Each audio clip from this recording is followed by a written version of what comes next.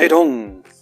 In this video, we're going to talk about those 3 seconds, part 3. So last time we talked about just actively breathing during those 3 seconds, right? So if you have any confusion about what I'm talking about, the previous 2 videos, so one of them was talking about semet, right? So being able to push in and pressure opponent.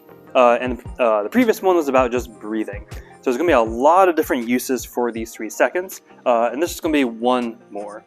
This is going to be a pretty short one. The idea behind it is pretty straightforward, right? Nothing that you would probably think about and it's like, oh, that's such a high level idea.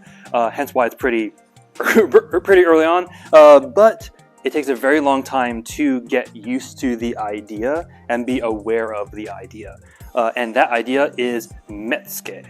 99% of you have no idea what that is, so we will talk about it, right? So if you have watched my videos before and this is your first one, this is an odd thing to start with, but here we go. So I have used this term before. I mispronounced it in the past because I was just working on memory and my memory is not perfect. So I have called it Metsuke before. That may have sounded very similar to both, but one of them is Metsuke, the other one's Metsuke, right?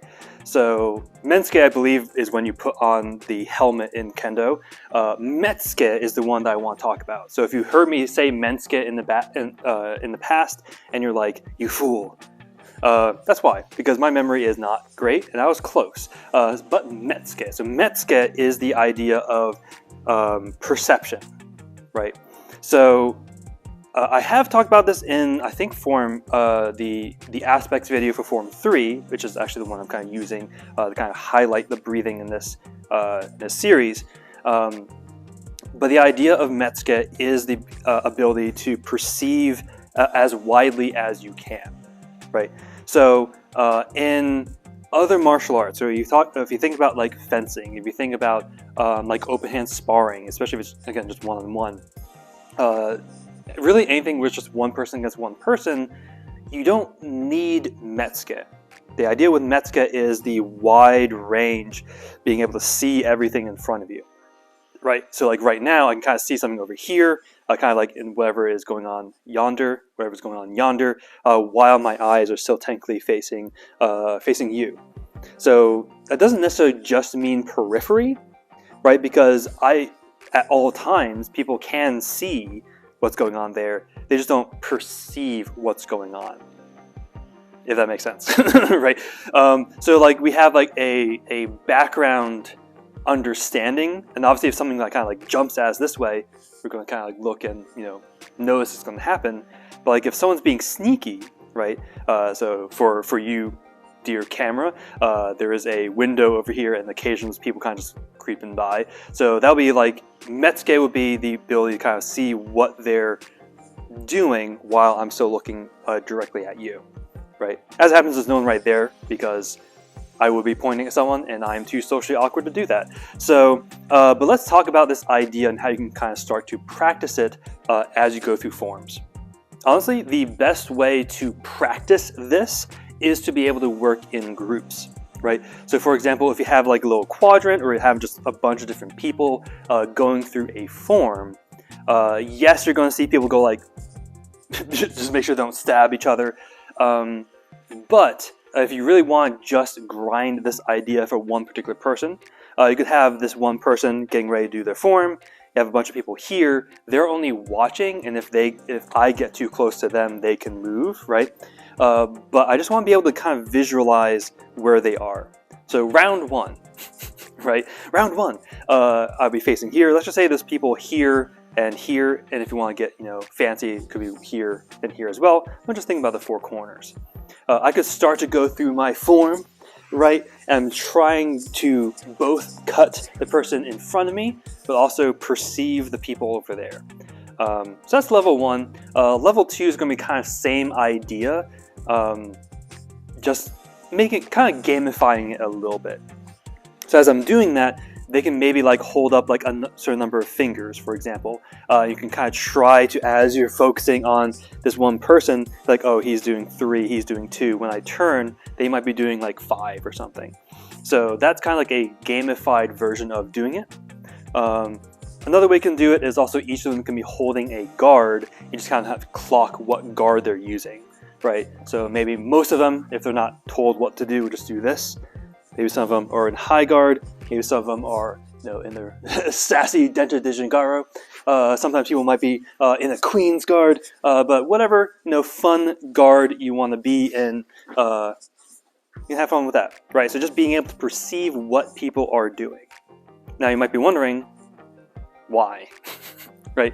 So most of us go through forms when we do just grind it, mostly by ourselves or if we have just ample space, right? Forms are really, this is my opinion, so ignore it freely. Forms are mostly developed so you can kind of do training on your own, right? You can get your body to learn muscle memory, but it really has to be with an opponent for you to actually learn application and work on application. But forms are wonderful for solo play. That said, this is still a good time for you to work on that perception idea, right? So the idea of Metsuke, and I kind of want to have a nicer translation-y name, right? Because I could also be using this wrong, because of reasons. But just like how I was talking about how the breathing kind of comes back to real world application where you can just learn how to control. If your mind's on fire, you can still kind of have that sense of centeredness. Having be able to perceive everything in front of you as you're moving through the world is also quite key, right? So if you live in a more dangerous place, or if you are just in a new environment and you're not really sure how to interact, by entering a space and having full Metsuke, you can actually perceive what is going on. If someone is being threatening, for example, if you're going down a dark alley and you're kind of looking forward and you kind of see something shifting, maybe aggressively here, red flag, right? But if you have the idea, the capability of Metsuke already, that's going to give you a couple seconds to actually do what you need to do to prep. Now, a couple seconds in those kind of situations are actually quite key. So, piggybacking off of that, kind of like almost like a visual game. So as you learn more and more forms, you kind of play with this idea and kind of almost map it out in your brain. Think about assuming your Metsuke is like slightly less than 180, right? Or pi if you're into radians, but slightly more narrow than that. So think about actually the space that you cover in a form, right? Mostly because I don't want to get in trouble with the Federation, I'm not going to show you Form 3. I'll just do some of the footwork so you can get an idea. So for example, in Form 3, I'm here. I have yet to see anything behind me. So Form 3, I'm kind of here. I'm moving forward quite a lot, and then I'm able to shift this way. So now I kind of have almost like that one corner back here that I didn't perceive yet. So that's kind of like almost like if you're thinking about almost like this kind of scanning, kind of like pulling away the darkness. That's still dark. I don't know what's going on there, right? So we're here, and we come here, and now I'm turning this way, here, and I keep moving this way. So there's still a part of the area that I'm still not, I haven't actually seen yet, right? Hence why, at least in this form, you have that very cautious step. But it's just an interesting mind experiment to just kind of see what parts of the floor you actually haven't seen yet, at least according to your Metsuke. So yeah, so in conclusion, the main idea that I want to introduce with this one is whenever you are in those guards, so first of all, still work on that breathing, right? This is breathing, by the way. But also, as you're breathing, clock what's going on in front of you, right? Again, if you're working in a group, this is actually even better for you, better training for you. If you're working by yourself, try to just notice something that you didn't notice before. Like there is a Bob wearing a Santa hat over there, for example. There is a box of swords over here. Trying to kind of perceive things around me without necessarily having to shift literally where my pupils are going. So this is just a good exercise to do. It is also going to be super useful down the road. But with that, make sure you stay safe, stay humble, and keep training. Haidong!